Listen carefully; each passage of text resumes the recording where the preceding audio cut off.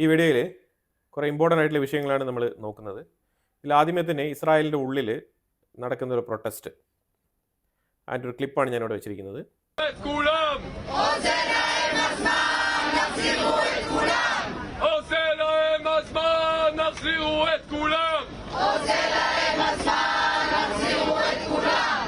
לא ימין, לא שמאל, החטופים מעל הכל. לא ימין, לא שמאל, החטופים מעל הכל. לא ימין, לא שמאל, החטופים מעל הכל. לא ימין, לא שמאל, החטופים מעל הכל. את כולם. עכשיו. את ענבר. עכשיו. את כולם. עכשיו. את ענבר. עכשיו. בעסקה. אחת. ועימה. אחת. בעסקה. אחת. ועימה נחזירו את כולם. അപ്പോൾ ഇത് കണ്ടല്ലോ, ഇതാണ് ഇസ്രായേലിൻ്റെ ഉള്ളിൽ നടക്കുന്ന പ്രൊട്ടസ്റ്റ്. വളരെ ശക്തമായ രീതിയിലാണ് ഈ ഒരു പ്രൊട്ടസ്റ്റ് നടക്കുന്നത്. ഈ പ്രതിഷേധം ഈ ബന്ദികളെ മോചിപ്പിക്കണം എന്ന് പറഞ്ഞുകൊണ്ട് ഏതാണ്ട് 50ഓളം ബന്ദികളാണ് ഹമാസിൻ്റെ പക്കലുള്ളത്. അതിൽ തന്നെ ഏതാണ്ട് 10 പേരാണ് 2 ആഴ്ചയ്ക്ക് മുമ്പ് ജീവനോടെ ഉണ്ട് എന്നുള്ളൊരു ധാരണയുള്ളത്. അതിൽ തന്നെ ഏതാണ്ട് 1-2 പേര് വീണ്ടും കൊല്ലപ്പെട്ടിട്ടുണ്ട് എന്നുള്ളൊരു വാർത്തയും കൂടി ഉണ്ട്. അപ്പോൾ ചുരുക്കി പറഞ്ഞാൽ ഒരു 8 പേരേ ഉള്ളൂ. ഈ 8 പേർക്ക് വേണ്ടിയിട്ടാണോ ഈ ഒരു പ്രതിഷേധം? ഈ ബന്ദികളുമായിട്ട് ബന്ധപ്പെട്ട കുടുംബക്കാരാണ് ഈ പ്രതിഷേധം മുന്നോട്ട് നയിക്കുന്നത് എന്നാണ് വാർത്ത റിപ്പോർട്ട് ചെയ്തിരിക്കുന്നത്. പക്ഷേ ഇതിൽ കുടുംബക്കാർ മാത്രമല്ല, ഈ പ്രൊട്ടസ്റ്റിന് വേണ്ടിയിട്ട് ഒരു വലിയ സംഘം തന്നെ ഇതിൻ്റെ പുറകിലുണ്ട്. ഇനി ഈ പ്രതിഷേധം ഇങ്ങനെ ആളിക്കത്തിക്കാൻ ഭാഗത്തിന് എന്താണ് ഇപ്പോൾ സംഭവിച്ചതെന്ന് പറഞ്ഞു കഴിഞ്ഞാൽ, ഇസ്രായേൽ ഈ ബന്ദിമോചനവുമായിട്ട് ബന്ധപ്പെട്ട ചർച്ച നിർത്തിയല്ലോ. അപ്പം അതിലുപരിയായിട്ട് ഡൊണാൾഡ് ട്രംപ് തന്നെ പറഞ്ഞു, ഹമാസ് മൊത്തത്തിൽ നിർവീര്യമാക്കപ്പെടേണ്ട ഒരു സംഘടന തന്നെയാണ്, അതിൻ്റെ ആ ഒരു ജോലി ഇസ്രായേൽ ഏറ്റെടുത്തോളും എന്നാണ് പറഞ്ഞിരിക്കുന്നത്. സ്കോട്ട്ലാൻഡ് വിസിറ്റിലേക്ക് പോകുന്നതിന് തൊട്ട് മുമ്പായിട്ട് ട്രംപ് വൈറ്റ് ഹൗസിൻ്റെ ഫ്രണ്ടിൽ വെച്ചിട്ട് പറഞ്ഞിട്ട് പോയ വിഷയമാണിത്. ഏകദേശം ഉറപ്പായി, അതായത് ഈ ഒരു സീസ് ഫയറുമായിട്ട് ബന്ധപ്പെട്ട ചർച്ച ഇനി മുന്നോട്ട് പോകുന്നില്ല എന്നുള്ളൊരു തീരുമാനമായി. ഹമാസും ഒരു സ്റ്റേറ്റ്മെൻറ്റ് പുറത്തുവിട്ടിട്ടുണ്ടായിരുന്നു. ഹമാസ് പറഞ്ഞ സ്റ്റേറ്റ്മെൻറ്റ്, അതായത് ഞങ്ങൾ വേണ്ടി വന്നാൽ ബന്ദികളെ വധിക്കാനും ഞങ്ങൾ മടിക്കില്ല എന്നുള്ളൊരു സ്റ്റേറ്റ്മെൻറ്റും കൂടി ഹമാസ് പുറത്തുവിട്ടിട്ടുണ്ട്. അങ്ങനെ ഹമാസ് ഇങ്ങനെ ഒരു സ്റ്റേറ്റ്മെൻറ്റ് പുറത്തിറക്കിയതിൻ്റെ ഗൂഢലക്ഷ്യം തന്നെ ഇസ്രായേലിൻ്റെ ഉള്ളിൽ ഒരു പ്രഷർ അപ്ലൈ ചെയ്തിട്ട് ഈ ബന്ദിമോചനവുമായിട്ട് ബന്ധപ്പെട്ട് ഈ പ്രൊട്ടസ്റ്റ് നടത്തുന്ന ആൾക്കാർക്ക് കുറച്ചുകൂടെ ഊർജ്ജം പകർന്നു കൊടുക്കുക എന്നുള്ളത് തന്നെയാണ്.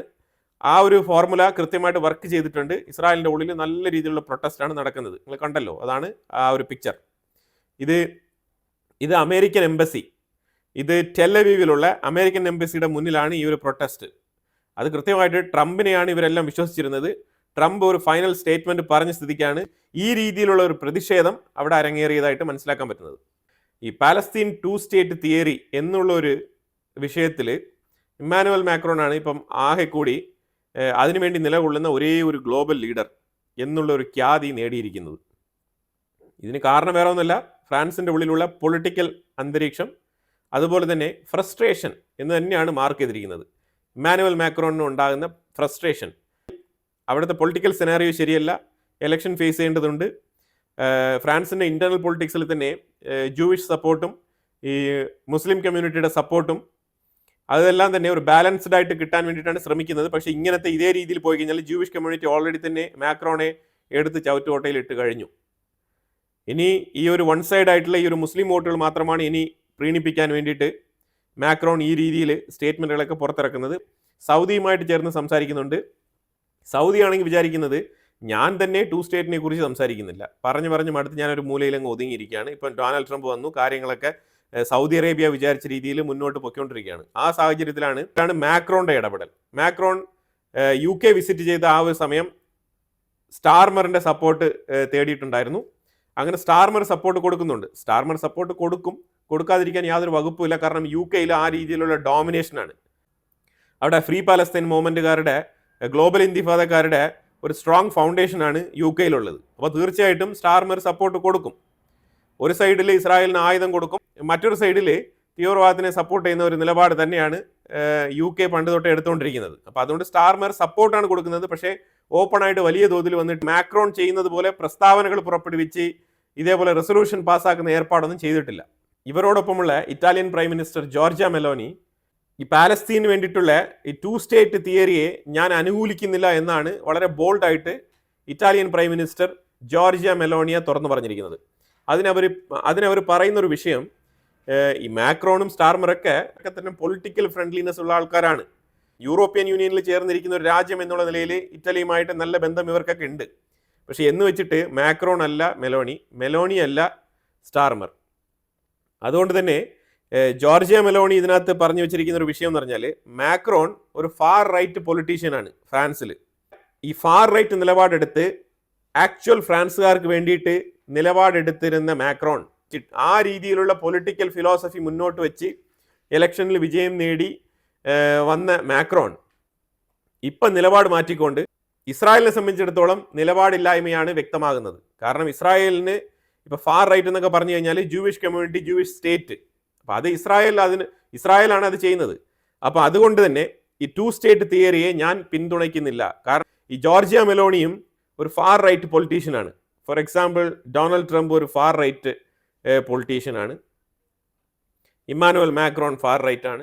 അപ്പോൾ ഇതേപോലെ ഫാർ റൈറ്റ് ലീഡേഴ്സ് ഈ രീതിയിൽ പെരുമാറത്തില്ല എന്നാണ് ജോർജിയ മെലോണി പറഞ്ഞു വെക്കുന്നത്.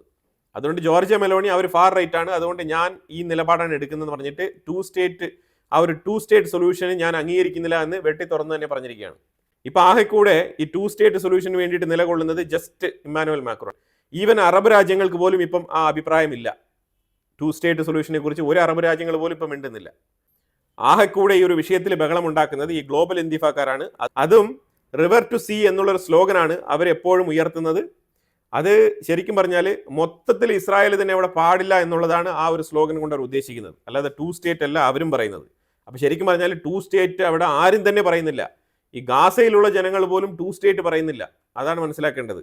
അവരെല്ലാം റിവർ ടു സീയുടെ ആൾക്കാരാണ്. ഈ റിവർ ടു സീ എന്ന് പറഞ്ഞാൽ മനസ്സിലായല്ലോ. റിവർ ടു സീ എന്ന് പറഞ്ഞാൽ ഒന്നെങ്കിൽ ഇസ്രായേൽ ഇല്ലെങ്കിൽ പാലസ്തീൻ, അതാണ് റിവർ ടു സീ. അടുത്തൊരു രസകരമായ ഒരു ക്ലിപ്പ് ഞാനിവിടെ ആഡ് ചെയ്യുന്നുണ്ട്. ഒരു 10 സെക്കൻഡ് ക്ലിപ്പ് ഞാനിവിടെ ആഡ് ചെയ്യുന്നുണ്ട്.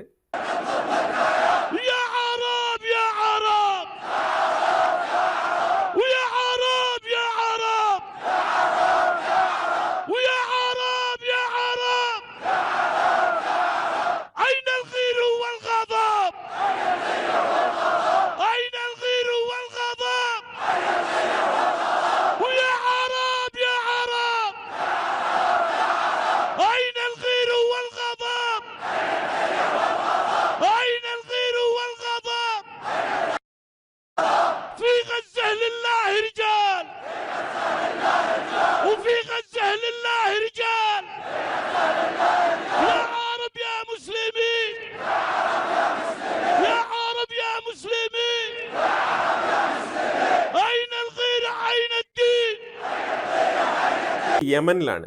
യമനിൽ വെള്ളിയാഴ്ച പ്രാർത്ഥനയ്ക്ക് ശേഷം അവിടെ ഉണ്ടായ Gaza solidarity, Gaza supporters, Gaza ജനങ്ങളോട് സോളിഡാരിറ്റി പ്രഖ്യാപിച്ചുകൊണ്ട് നടത്തിയ റാലിയാണ്.